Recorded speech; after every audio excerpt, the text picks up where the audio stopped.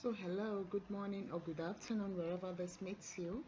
So we started looking at staining techniques last week, Monday, and today we'll look at some common techniques. So I mentioned that we have progressive staining, we have gram staining used for determination of to determine if a bacteria is gram positive or gram negative. And I will also have perpendicular staining technique, basically used when identifying or when preparing a pap smear for identification of um, um, cancerous cells. Okay, then we have right stain or right staining technique, and as well as acid and basic function stain. Now let's look at hematoxylin eosin staining technique, which is a progressive staining style.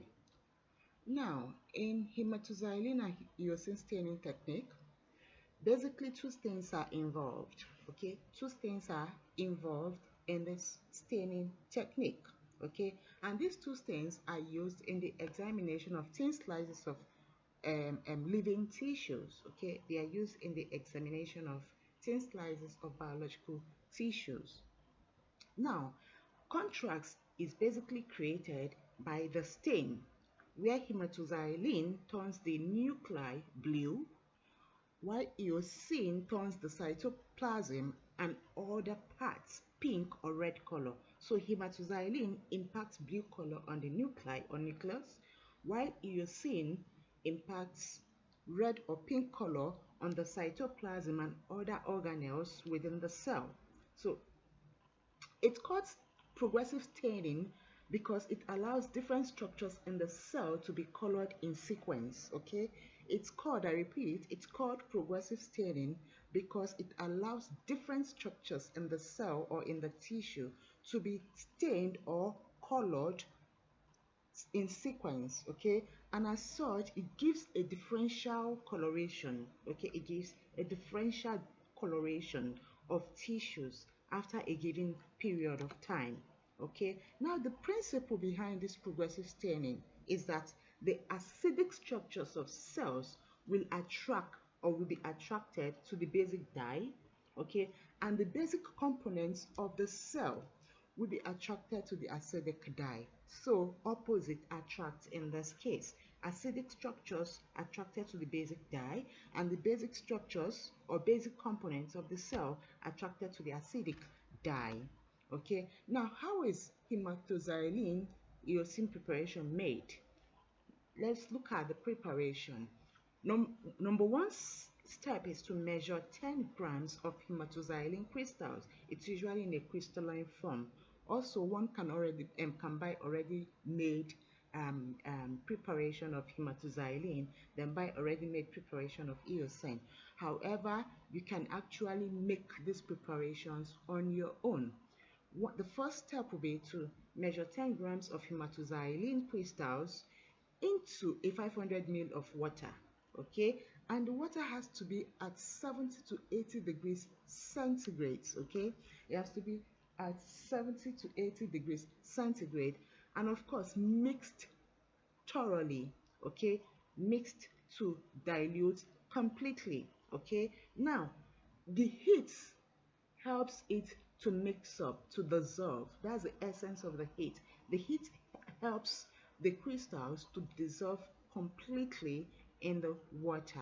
Then in a separate flask, about 20 grams of alum, okay, is added to a separate flask, okay.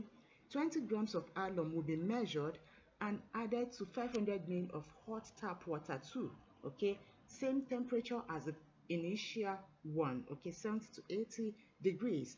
And of course, like I said, the heat is to allow or to quicken the process of dissolution of the crystals. Okay, then of course these two solution are then mixed together. Okay, there is solution 1, which is hematoxylin, and solution 2, which is alum, are mixed together. Then of course after mixing it, 1 gram of thymol crystal is added.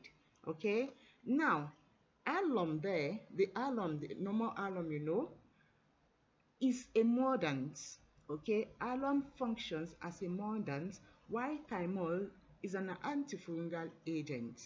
Okay, alum functions as a mordant, while thymol functions as an antifungal agent. Okay, so after alum and thymol is added to it, then of course the mixture is kept in a translucent flask away from direct sunlight, because hematoxylin does not require sunlight. So it's kept away from direct sunlight for about 1 week. Okay, and of course the flask is wrapped with a paper towel. Okay, it's wrapped with a paper towel that allows for air circulation. This period is called early maturation.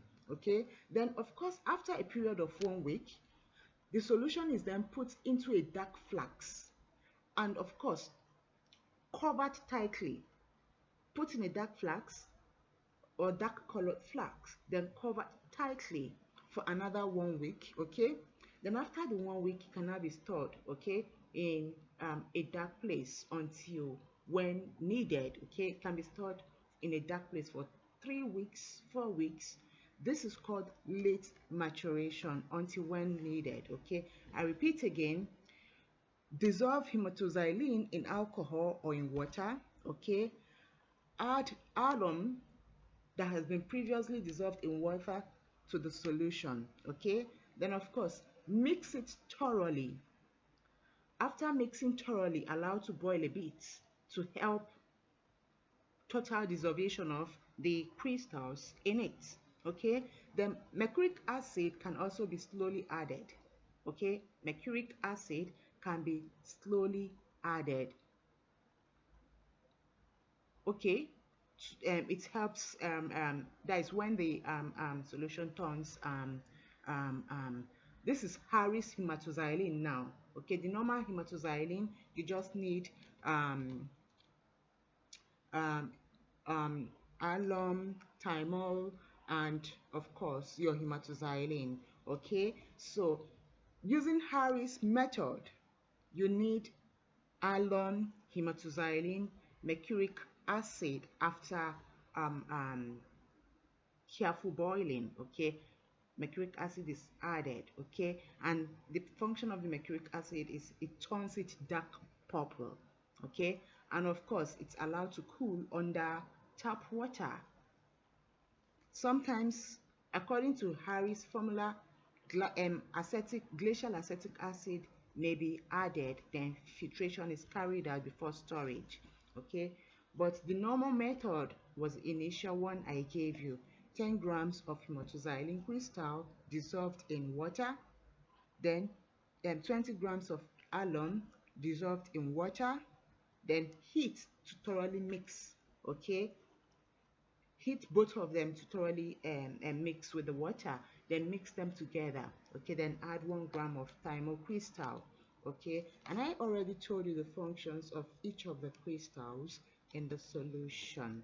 Okay, now eosin, which is the second stain which imparts a pink or red color, is also prepared using 10 grams of eosin crystals. Okay, added to 1000 ml of hot tap water, heated to about 70 to 80 degrees. Okay, and of course this should continue. It should be stirring should be carried out until there is complete dissolution of the crystals. Then it's stored, is filtered and stored in a dark flask.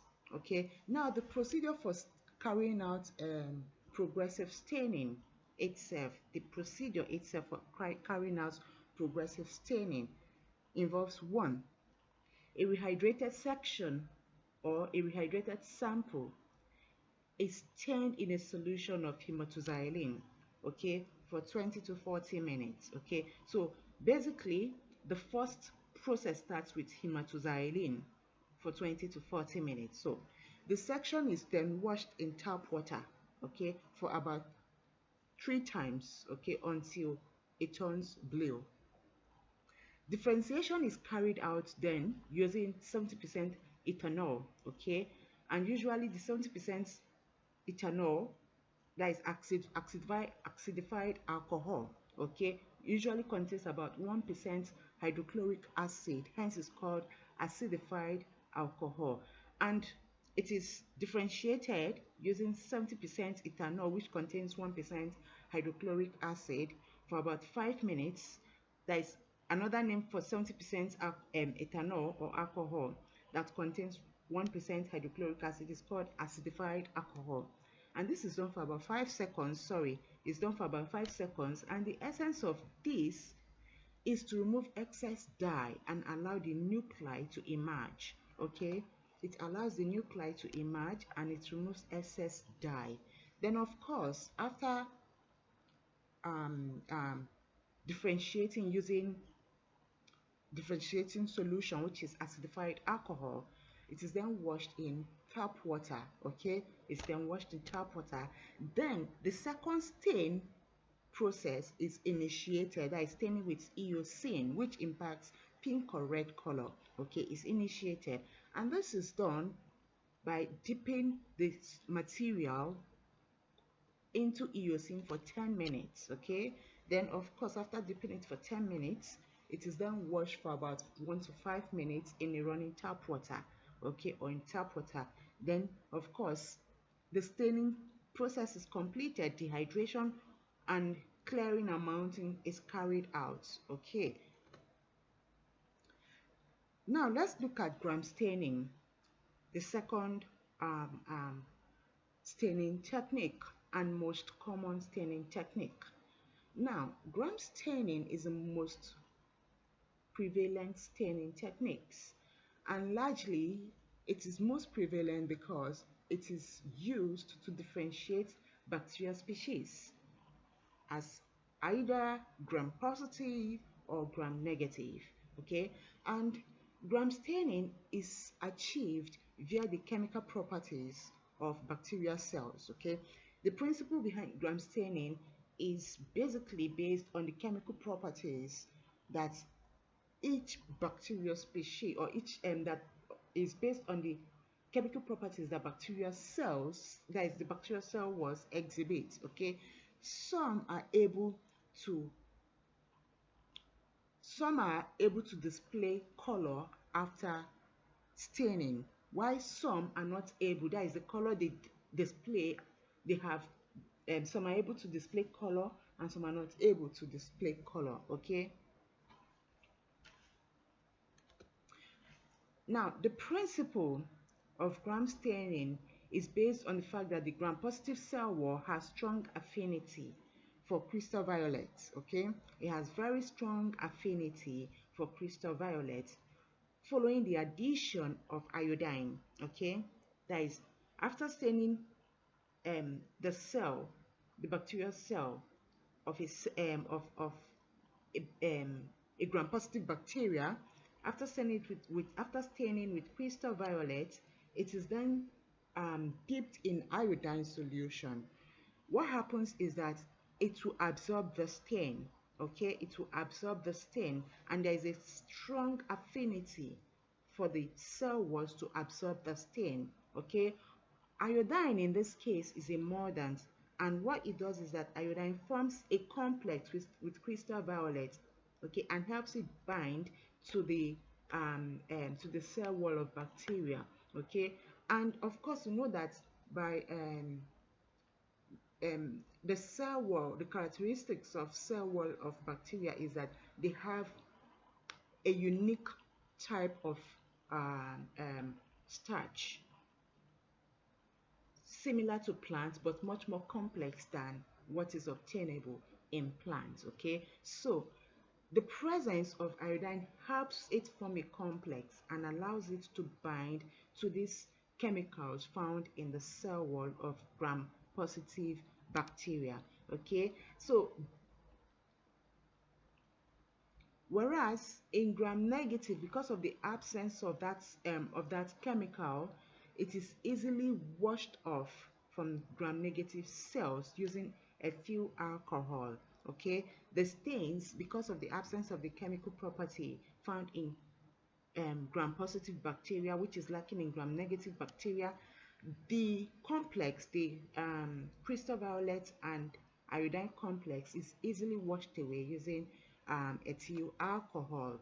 Okay, now let's look at Papa Nicolau staining technique. An assignment is given to you at the last, um, um, towards the end. An assignment is issued. So if you don't watch to the end, you won't get the assignment, and it's tied um, to the video. Okay. Now let's look at principles of Papa Nicolau staining technique. Now, Papa Nicolau staining technique is also referred to as pap staining or pap smear. Now, pap staining or pap smear is used for the purpose of examining cell samples that have been obtained from body fluid. Basically, the samples are obtained from body fluid, and pap smear is used. Remember, I said preparation of smear slide is only possible when preparing samples from fluid, okay, like blood tissue or samples from other parts of the body that are of liquid origin or fluid or origin. Okay, so let's look at the technique, what it involves.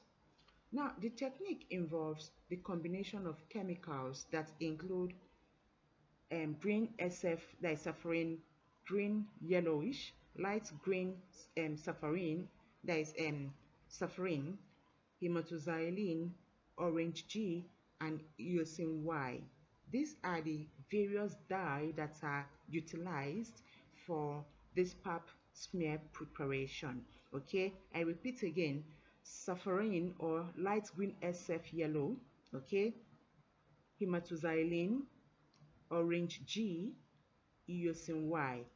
These four components are utilized when preparing a pap smear. Now, how are these dye prepared? Now, an accurate differentiating solution, which is an acid alcohol, like I said earlier on, prepared using 70% alcohol and 1% hydrochloric acid, you get accurate differentiating solution. Now, a substitute of Scott's tap water. A Scott tap water is a bluing agent, okay? A bluing agent is called Scott's tap water. It's prepared basically by mixing a portion of Scott's tap water, that is Scott tap's water concentrate or substitute concentration, with 9 parts of deionized water. You get a substitute of Scott's tap water.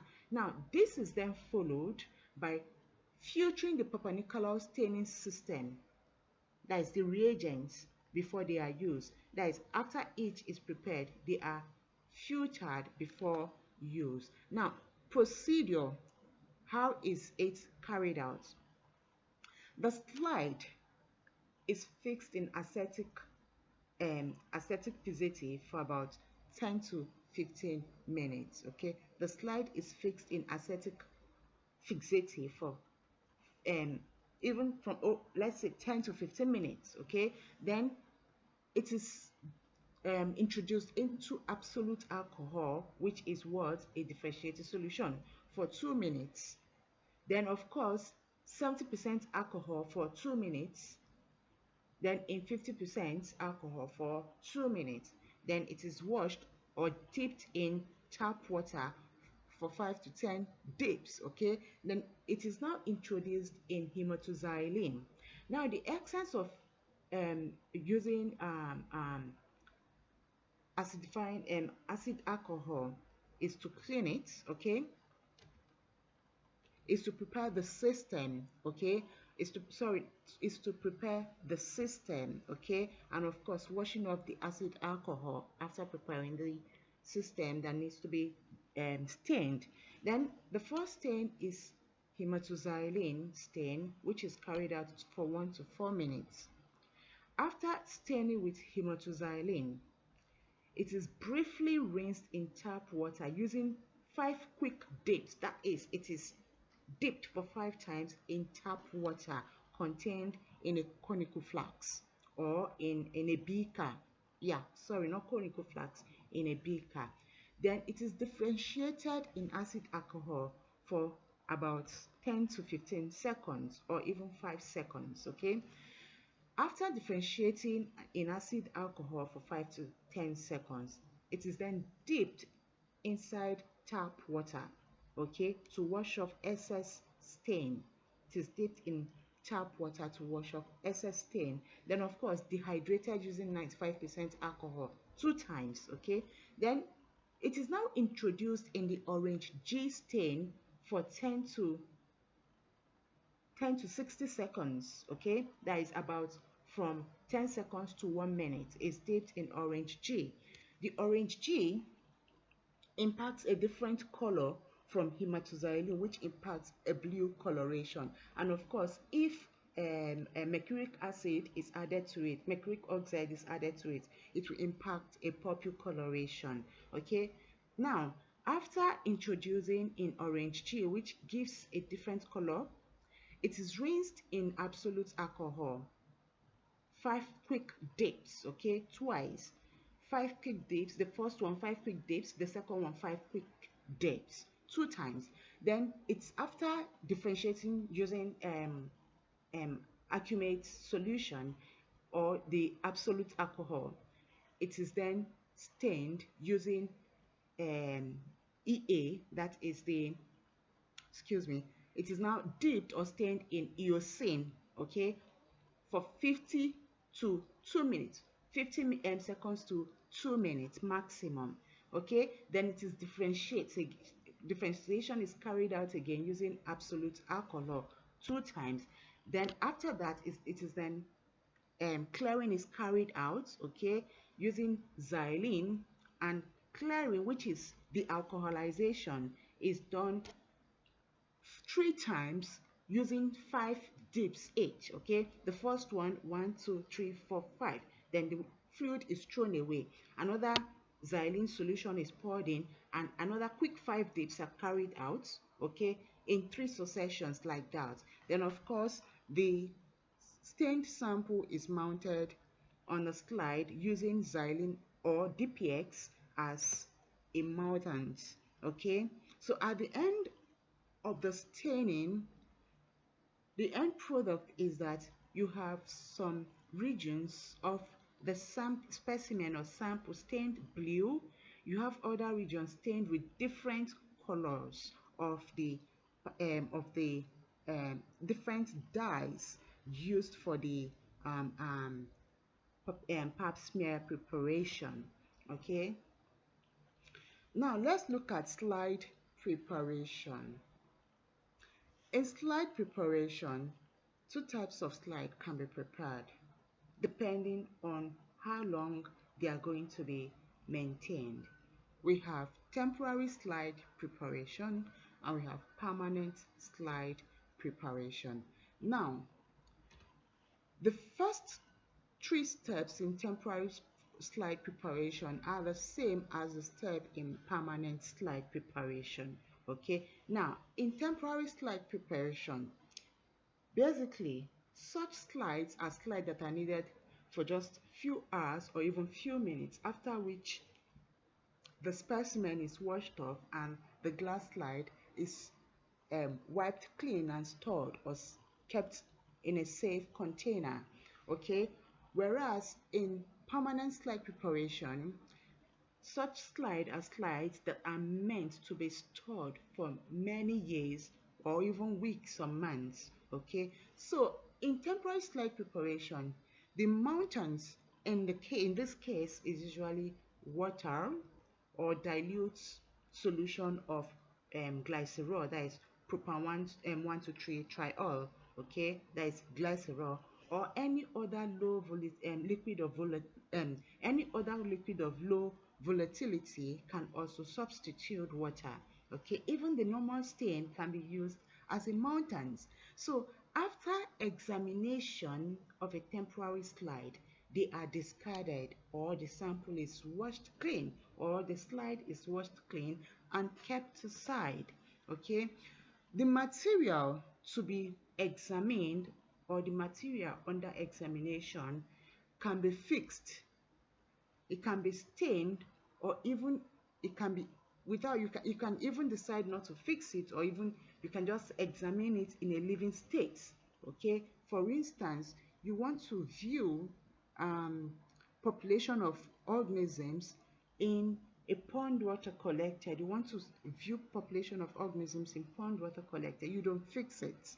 Okay, you don't fix it, you view it like that in their natural habitat, only staining and examining on the slide in their natural habitat is required. Okay, so harmless aqueous solution such as methylene blue can be used. Okay, and this is known as a vital stain because it is essentially used for staining vital specimen, that is living tissues. Okay, if it is necessary to keep the slide for a matter of hours, of course, it is possible to reduce the evaporative loss, okay? Because while viewing, heat will also affect the rate at which, or increase the rate at which um, the fluid in the specimen dries up.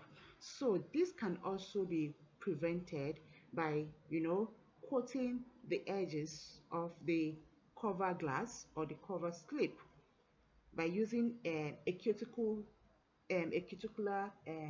polish to coat the edge, or even using um, a gum a gum resin, or even a molten wax to coat the edge of the cover slip, hence preventing evaporative loss of fluid. Okay, so it is very important to use a cover slip over your temporary preparation. Now, whether it is temporary preparation or permanent slide preparation, three steps are essential. The following three steps are essential, okay, in making both temporary slide preparation and permanent slide preparation. The first step, fixation. In temporary slide preparation, you have fixation. Now, for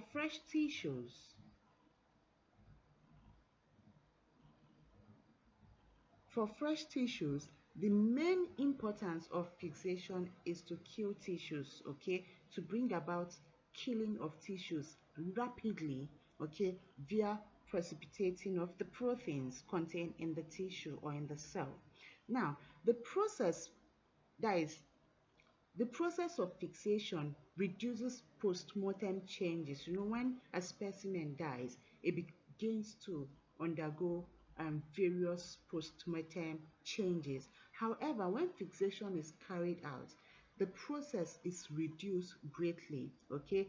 And the reagent carried out for the agent used to carry out fixation is the most commonly used 70% alcohol, okay? However, other fixative reagents are available, and they include Boyon's fluid, which is a combination of picric acid, acetic acid, and of course um, um, um, formaldehyde. Okay, then the type of fixative that is to be used also depends on the nature of the tissue. Is it soft tissue or is it hard tissue? Okay, so you don't use a fixative that is needed for hard tissue on a soft tissue. It would destroy the tissue. So the tissue must be washed well, thoroughly after fixation, using same solvents as the stain. That is to say, the solvent in which the stain is dissolved in will serve as the washing medium for the tissue after fixation is carried out. That's to say, if the stain is dissolved in xylene, then the tissue must be washed with xylene. If the stain is dissolved in water, the tissue must be washed in water. Okay, so this ensures that using the same fluid or solvent as the stain ensures that there is complete removal of all traces of the fixative from the tissue, okay? And also it allows for better interaction of the stain and the specimen to be stained, okay? And if this is not done properly, the tissue may not absorb stain or may not be stained properly. Also, because some parts of fixative may crystallize out, okay, so it must be washed thoroughly, okay. So when working with already preserved tissue, fixing is not necessary. When, I repeat, when working with already preserved tissue, fixing is not necessary. However, for fresh tissue, fixing becomes necessary. Then staining. Staining is the second step in temporary slide preparation. After fixation is carried out, staining is carried out. Now, let me say this. For vital staining, for when you're carrying out a life study, fixing is not necessary. Only stain the specimen and view under the microscope. That is for vital studies.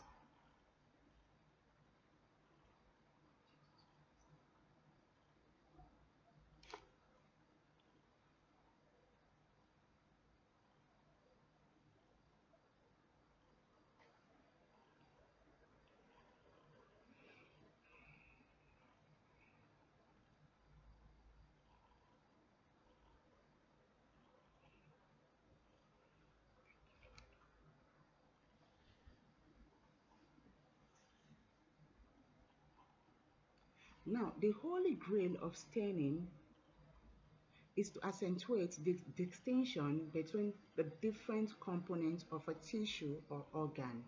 Okay, I repeat, the holy grail of staining is to accentuate the distinction or the difference between different components of a tissue or organ.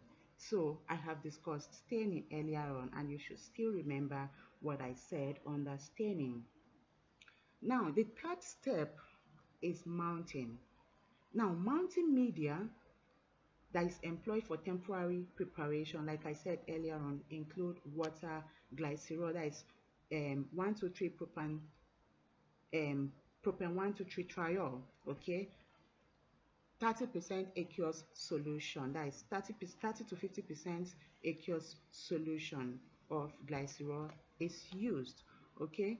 And even like I said earlier, even the stain can also be used as a mount in a temporary slide preparation. Now let's look at permanent slide preparation. Now in permanent slide preparation, this is a type of preparation that is utilized when the slide is to be kept for a longer reference time, okay, when the slide is to be kept for a longer duration of time, okay, or for future studies, okay, it could be for number of days, number of months, or even 5 to 10 years, okay. When this is to be carried out, then it becomes necessary to utilize a permanent slide preparation, okay.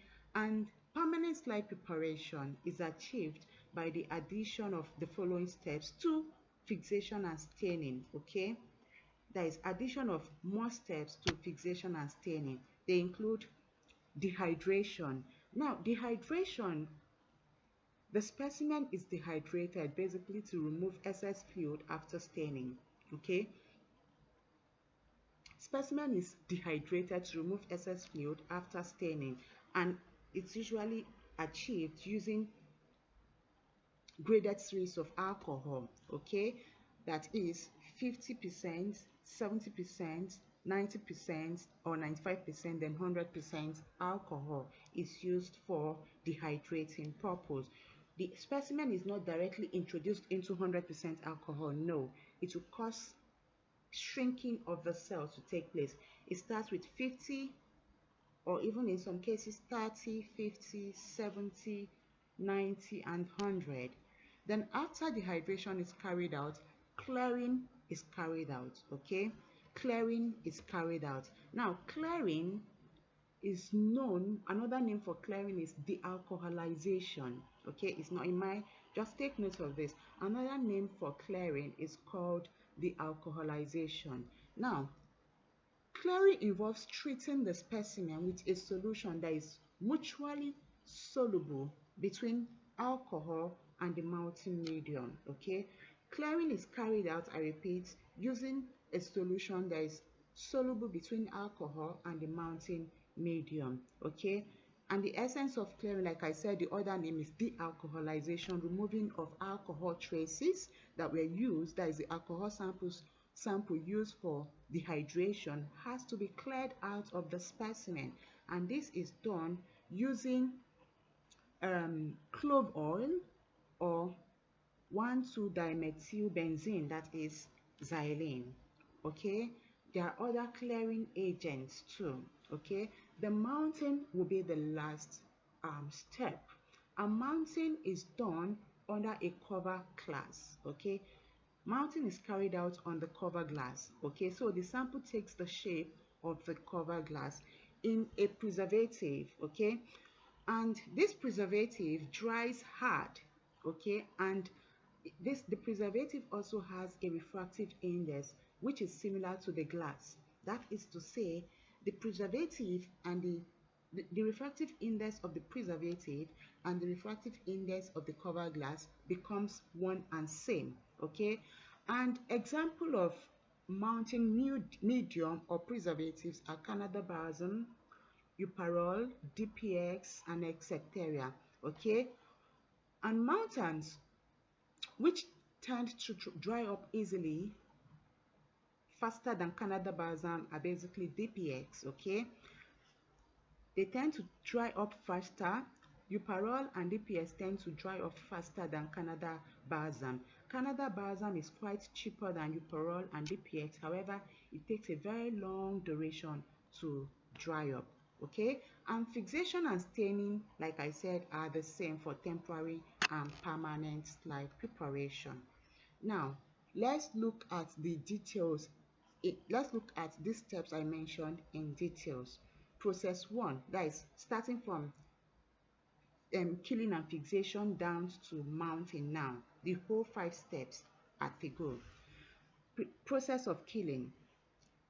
For permanent slide preparation, it is the very first step before fixation is carried out. Okay, and it involves an instantaneous killing of the cell to bring about stoppage of every or all activities of life ongoing in the cell or in the tissue.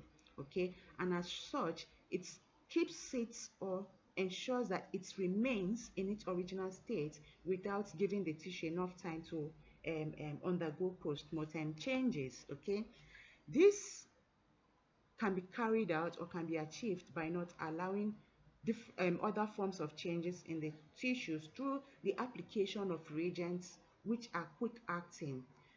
These reagents include 0.1% osmic acid, that is the best killing agents are 0.1% osmic acid or ether. Okay, however, another very good killing reagent is absolute alcohol, that is 100% alcohol. But the major setback of absolute alcohol is that it causes shrinking and contorts the tissue. Okay, it causes the tissue to shrink and of course causes the tissue to become contorted such that it is disfigured. Okay, so that's a major drawback when preparing a specimen for microbiological studies. Okay, now the material to be killed is placed on or is placed on a slide, okay, on which a very thin film of Meyer's reagent or Meyer's albumin has been spread upon. Okay, and it is uniformly spread on the surface by rubbing using the index finger. Okay, it is rubbed and spread on the surface using the index finger. Then the slide is either inverted for few seconds, let's say about 10 to 15 seconds, on the mouth of the osmic acid. Okay, or if you're using osmic acid, it is in fact inverted at the tip of the mouth of the osmic acid bottle. Okay, and osmic acid usually is dissolved in distilled water. Okay, so it is put at the mouth, is inverted to the mouth of the osmic acid bottle. Okay, then of course it is allowed to interact with the specimen to be killed. Okay, it's the osmic acid is allowed to interact with the specimen to be killed. So after that, using absolute alcohol absolute alcohol, just a few drops of either absolute alcohol or ether is introduced on the surface of the specimen directly and is allowed to evaporate. This kills the sample or kills the specimen instantly. Now, fixing and hardening. Fixing and hardening is the second major step. Okay, it's a second major step. Usually, it is killing and fixing together. Okay, but we can do killing then fixing. Okay, fixing and hardening is a second major step in slide preparation or permanent slide preparation precisely. And in case when carrying out studies of minute or tiny living specimen, this process is achieved by killing the specimen alone. Okay, for instance, you want to carry out a non-vital studies of bacteria. All you need to do is kill the specimen. No need to fix it. No need to fix it. Just introduce osmic acid, 0.1% osmic acid onto the surface or ether onto the surface, and fixing is carried out, or even using heat. Okay, using heat, fixing can be done. For bacteria, we just fix using heat. Okay, so you can use heat to kill, you can use osmic acid to kill. That is for tiny specimen. Osmic acid can be used to kill it. Heat can also be applied to kill the specimen. So however, when working with sections of larger organisms or tissues, of course, killing is carried out, then fixing using various agents can also be carried out. The electric importance of fixing. Now, the essence of fixing is one, fixing basically stops any alteration that may take place in the tissue. That is, fixing ensures that the tissue remains in its original state. Then fixing also hardens the tissue, making them suitable for extensive treatments.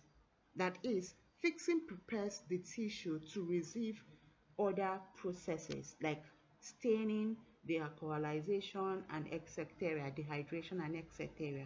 Okay, fixing also makes the tissue suitable and receptive to the action of staining and other reagents, like I said.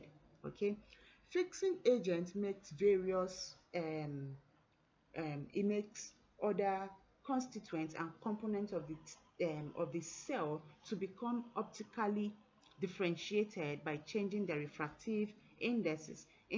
That means fixing changes the refractive indices of the various components of the tissue and makes it more clearer to or more easier to be viewed.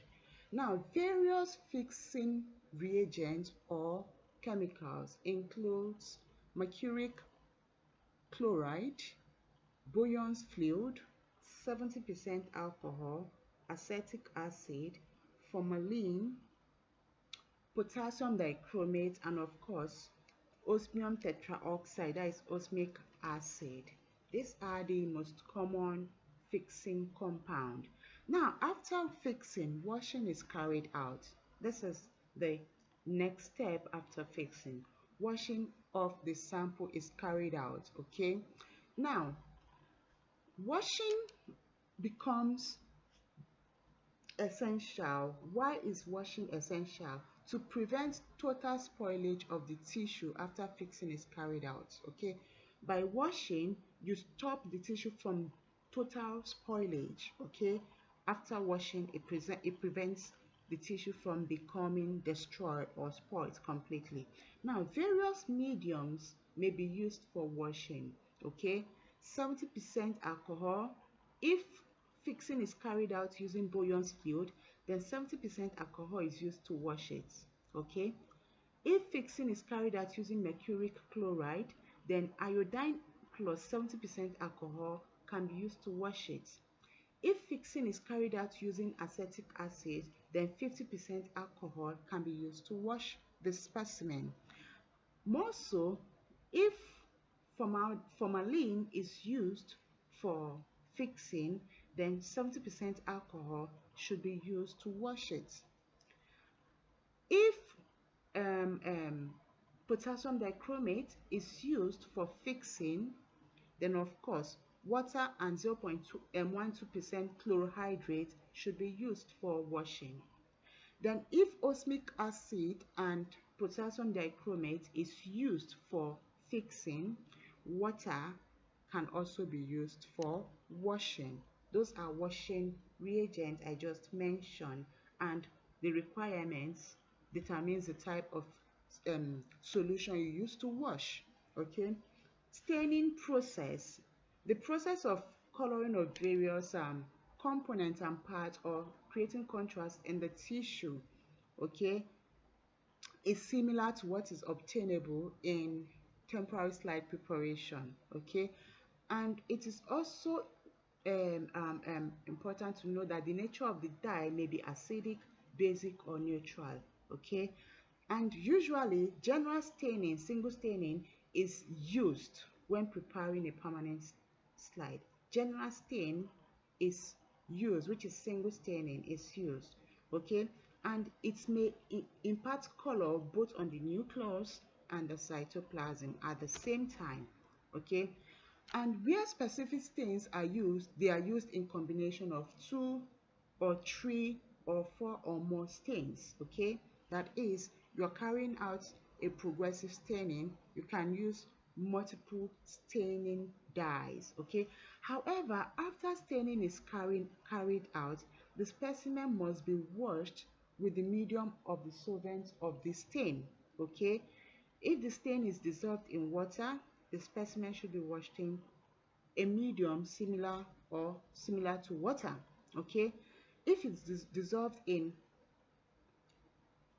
um, in, in let's say if if stain is dissolved in borax carmine or even in picro indigo carmine, then 70% alcohol can be used for washing. Now, when carrying out a stain, there is something known as excessive staining. If in a case of excessive staining, then it can be easily removed. Excess stains can be easily removed from the tissue or from the cell through the use of aqueous fluid, aqueous differentiating solution, otherwise known as acid alcohol. Okay, 70% alcohol with 1% hydrochloric acid introduced into it becomes an aqueous differentiating solution, or otherwise known as acid alcohol. The specimen is put and allowed for few minutes in the aqueous differentiating solution for about 2 minutes, okay. After 1 or 2 minutes, the specimen is washed in, that is, after staining, it is washed, of course, it is washed in 70% alcohol and um, um, um, examined under the microscope. If after examining under the microscope, the optical view you obtain is not clear enough, okay, you wash again. However, a more distinctive way of knowing when clearing is if excess fluid has been removed, or if a proper washing has been achieved, is that when you put in your when you introduce the specimen that is already stained in your washing solution, the number of dye coming out from it becomes more or less little, okay, or completely negligible, in that your solution is the normal state it should be after you have introduced the stained specimen into it, okay. So after washing of the stained specimen, dehydration is carried out using different dehydrating solution, okay. And the process by which all traces of water that is present in tissue is removed is known as dehydration, okay. And water is removed and replaced with alcohol, okay. And alcohol, it is alcohol in which, because clearing agents, in which the clearing agent and the solvent of the mountain medium are readily soluble. Alcohol is soluble in water. Okay, so if the mountain agent is water, or if the mountain agent is water, alcohol is soluble in water. If it's xylene, it is soluble in xylene, and etc. Okay, so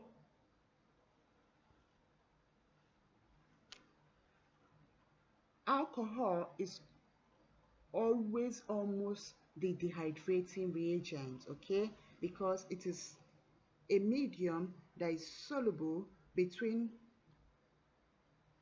the stain, and of course it's soluble between the specimen and the clearing reagents, okay, and of course the mountains. So this is done because water is immiscible with mountain medium. Water is immiscible with mountain medium. So its solvent usually is xylene, and the clearing agent usually xylene or benzene. Water is directly not mixable with mountain medium.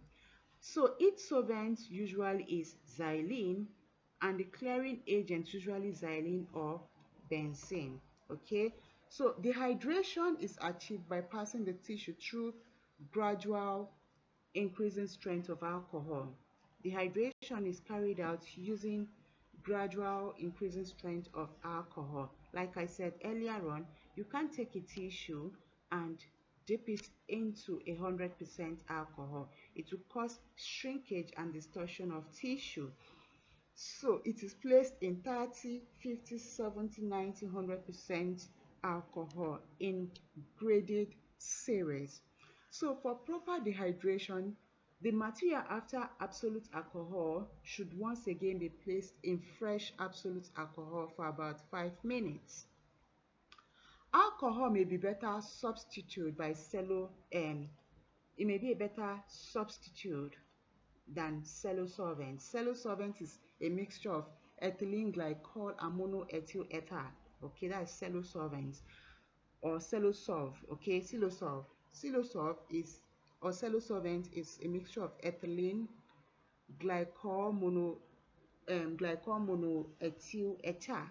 Okay, and alcohol is a better substitute. This is because it freely mixes with alcohol mixes with alcohol mixes with water, alcohol mixes with clove oil, and etc. So it's a better solvent. Ethylene glycol monoethyl ether is not mixable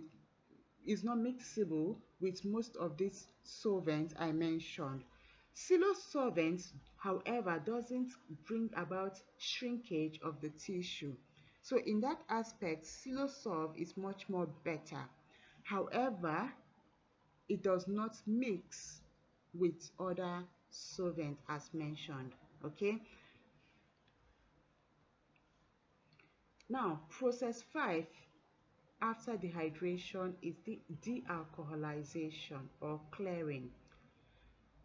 And the substitution of dehydrating agents or alcohol or Silosolve, that is, clearing is the substitution of alcohol or Silosolve by the solvent of the mountain medium. Okay, that is removing alcohol from the tissue and replacing it with the solvent of the mountain medium. This is to allow for better interaction between the mountain medium and the tissue. Okay, also clearing is used because the solvent or clearing agents imparts transparency to the tissue. It makes the tissue, that is, the clearing agent makes the tissue to be more transparent. And the best known clearing agents are cedarwood oil. Okay, cedarwood oil are considered the best clearing agents. Clove oil also, but most frequently used clearing reagent is xylene. Okay, xylene is the most frequently used clearing reagent. okay, but the best known is cedarwood oil. However, in the place of xylene, benzene may also be used, okay? This is because xylene makes the tissue to become hard and brittle, okay? You don't use xylene for soft tissues. However, in the absence of benzene, xylene may be used, okay? However, diluted form of xylene may be used, okay? Xylene causes tissue hardening and shrink, tissue hardening, tissue it causes the tissue become hardened, and by becoming hardened, it makes it brittle, easy to break, and of course it causes shrinkage of the tissue. Now, how is clearing carried out? The procedure for clearing: the material, after dehydration has been carried out using absolute alcohol, is now placed in xylene or any other clearing reagents. Okay, now if the clearing reagent turns turbid or white, it's an indication that dehydration was not completed. That means the specimen has to go back to dehydration, as in dehydration has to be repeated, because the clearing reagent should not turn turbid. Okay, so dehydration has to be carried out again. However, after the dehydration is carried out, the material, okay, will be checked again if proper dehydration was obtained. Okay, if it's placed again in the clearing agent and it still gives a turbidity, or turbidity is formed, then that is, in the clearing reagent you see a turbidity, it means that still dehydration was not completely carried out. Okay, it has to be returned again and dehydration carried out. However, if turbidity still forms after the second process of dehydration, then the clearing reagent should be changed 2 to 3 times until a clear reagent is achieved after dipping. That is, what I'm trying to say is that after you carry out your clearing of your specimen, the clearing solution should remain clear. Okay, it should not have turbidity, or it should not turn white. Okay, it should be clear. Only then can you say that clearing and dehydration was properly or successfully attained. Then the last process is mounting. Okay, the last process is mounting. Now, the material, after it has been made transparent by clearing, is transferred to a drop of the mounting medium, in which case it may be DPX, it may be Euparol, it may be Canada Balsam, etc. So the material is transferred onto a drop of the mounting medium, okay, which is placed at the center of the slide. Okay, now, and of course it's covered using a cover slip. Okay, then the mounting medium is usually must be the same refractive index as the cover glass. Okay, and the cover glass refractive index usually is about 1.5.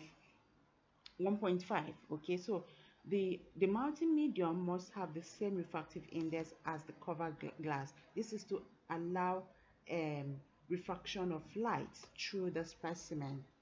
So the best mounting mediums are Canada Balsam, which is usually dissolved in xylene. Then its refractive index is 1.4. Then you have Euparol, which also has a similar refractive index of 1.4. Okay, and the procedure for mounting. Okay, so using a glass rod or a dropper, 1 or 2 drops of Canada Balsam is dropped at the center of the slide.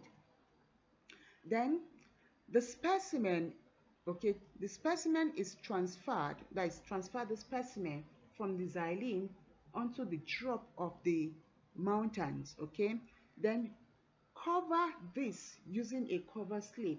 Okay, you cover it using a cover slip, and of course put it at one edge. That is, when you cover, you take a cover slip and you put the cover slip at one edge of the of the slide, ensuring that it is touching the Canada balsam, or it is touching the um, the mountains, okay, not the specimen in this case, because the specimen is at the center of the mountains, okay. So you ensure, if the mountains is Canada balsam, you ensure that the cover slip is touching the edge of the Canada balsam, okay, at angle 45 degrees. Then the other end of the cover slip should be held slantwise at angle 45 degree using a needle.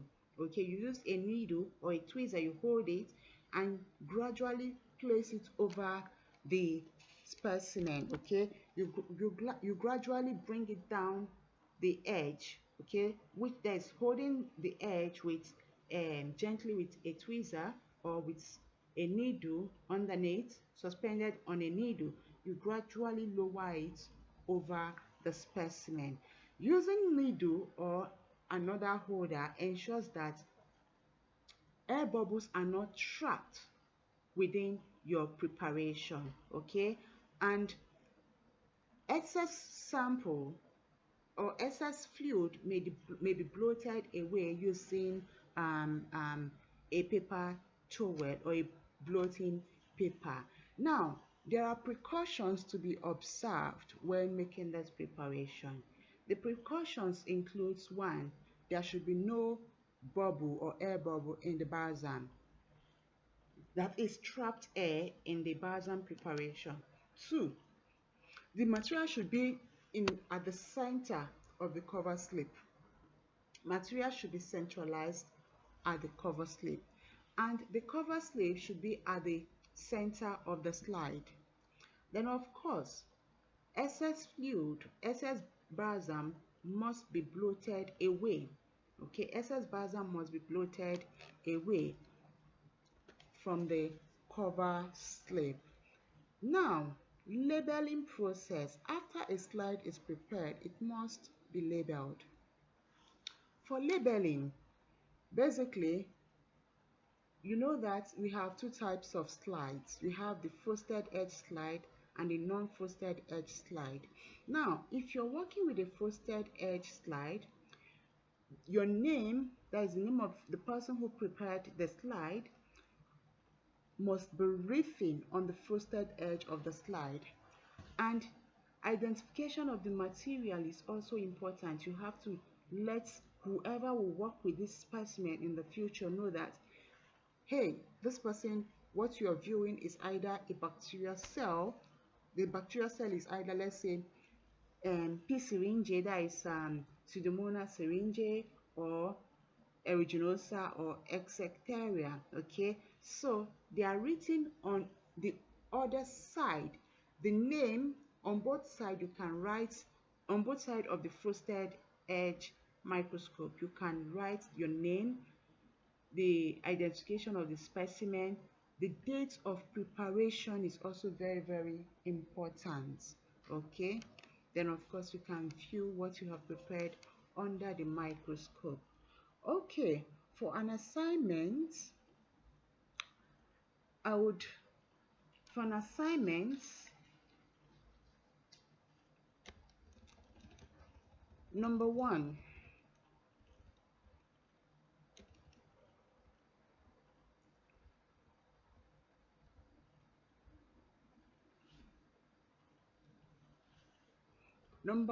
assignment. Write the procedure for gram staining technique. Write the procedure in a stepwise manner. Write the procedure for gram staining technique. I repeat, number one question, in a stepwise method, write the procedure for gram staining technique. Number two question.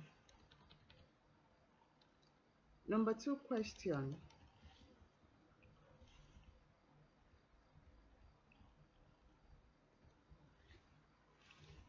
Number two question is, write the procedure for right staining technique. In a stepwise manner, write the procedure for right staining technique. and I expect this assignment latest Thursday. I expect this assignment latest Thursday to be submitted via the same medium you are going to watch this video. Thank you very much. Have a blessed day.